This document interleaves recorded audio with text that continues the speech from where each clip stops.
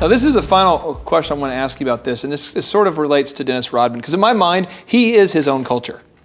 He has his own way, his own approach towards life. He should start a business. He has his own culture. I mean, the Rodmans. He probably could have like some sort of like Harley rallies called the Rodmans, and they could get to. But he has his own culture. But if you go into any city, Tulsa is a predominantly it's almost like two cities. You have an African American Tulsa, and then you have a Caucasian Tulsa, and it's kind of divided. Many cities are like that. There you go. Absolutely. And then you go in and you see places like New York. I go to New York, fairly often. We go to New York.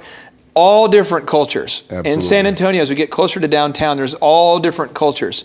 So when you hire somebody to work at Carver, there's a good chance that somebody might be a Christian, somebody might be maybe a practicing Jew, right. Somebody might be, all different religions. Somebody might, and so they all different cultures, religions, different family values. Right. Absolutely. How do you build a team when there's all these different religious views, all different cultures? How do you do that?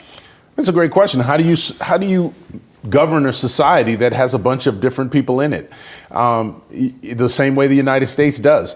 You make laws according to what is, not according to a specific religion, but you make laws according to what's best for society. If something that you're doing is destroying your society, then you make a law against it. And it doesn't have to be religion specific, but it has to do with the health of your society. And the same thing with your company. How do I decide who I'm going to bring in? Well, it's certainly better, all things being equal, having a mix of people and having a variety of cultures to come in, as long as you have a culture, as long as you have the field painted on there, you have structure. It's great to have all of these different people giving you input. So if you're like in favor of having a balanced budget, let's just say you're one of those crazy Americans who believes that the government should have a balanced budget. Yeah, crazy and let's say that I am one of these people who thinks that we should just infinitely print money. So we now have a political disagreement. Yeah, we definitely disagree. Outside of work, we talk, we're grilling, and I say, we should print more money, Dave. And you say, we should have a balanced budget. How do you bridge those political differences and those religious differences? Do you just say, hey, we don't even discuss that here. We're talking about the culture as it relates to Carver, as it relates to the Admiral Fund. We're not here to talk about your political views and your religious views. Or how do you deal with those obvious glaring differences and put it into a culture that works?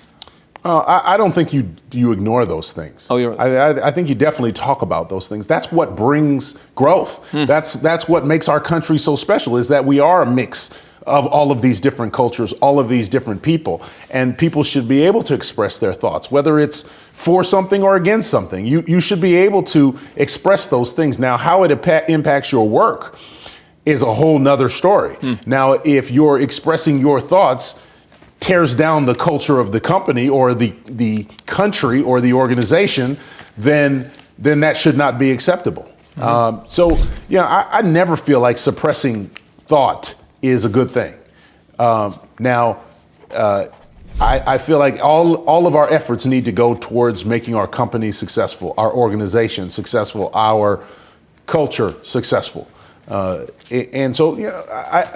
think we need to understand this not only in our business, but in our school systems. We need to have a mix of cultures. You cannot have separate school systems and think that it's not going to impact your kids at some point. There's somebody watching this right now who has a business where they, for whatever reason, decided to be like all white, all black, and you're saying, hey, we can work with different cultures, religions, races, all white political. or all black is not culture. That's not a culture. That's not a culture. You can't be like an all black. Yeah, that's not a culture. You have to have specific ideas about how you want your company run. And then you build the culture, and then people either fit into the culture or not. But saying we want to exclude all Asians, that's not culture. I see this happen in businesses, though. That's racism. That's not culture. Okay. Building a culture that says I want affluent people, or I want we cater to affluent people, so we need to have people who understand the affluent lifestyle. We need to have people who, so I'm building a culture of, hey, we cater to these sort of people, and we need to find people who are sensitive to this. Okay, well, that's fine. Okay. That's not racist. Yeah. But to say, I want to build a business with all blacks, I just don't want to have any white people working for me, that's not culture. That's racism. Dave, I appreciate you. I love the black and white. I just love. I don't think you acknowledge the existence of the color gray.